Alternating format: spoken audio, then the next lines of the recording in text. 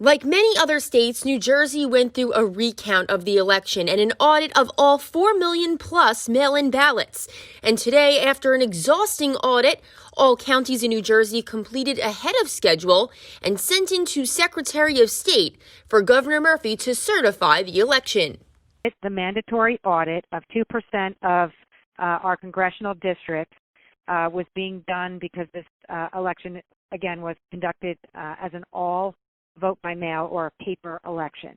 If we had newer machines that had a verified voter paper trail to them, an audit would be something that we would be doing after every election. The auditing process has been mandated for more than a decade, but in a year of many firsts, the audit law is now being kicked into gear. So with the audit, we set up our elections so that each ballot style or each municipality went through the scanner in the same style in batches of 100. And then the two Republicans and two Democrats actually did a hand-to-eye audit that was 100% consistent with what our vote-by-mail scanner tallied on Election Day. For Tompkins County, the process took 6 hours and went smoothly without a hitch.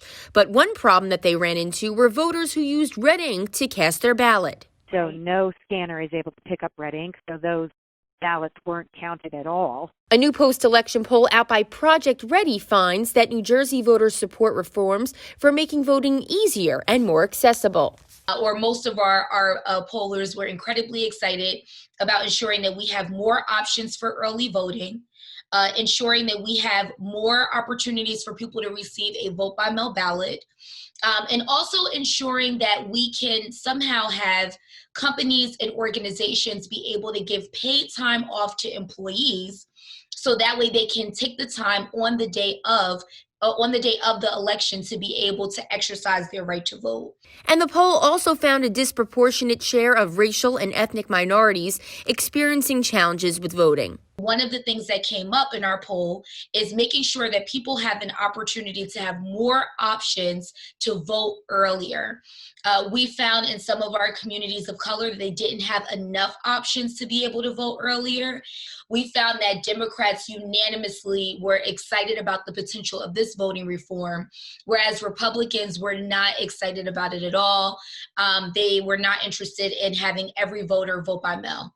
To view the full poll, you can visit our website, njnn.tv. The mandatory audit is due December 11th. Reporting for New Jersey News Network, I'm Kimberly Kravitz.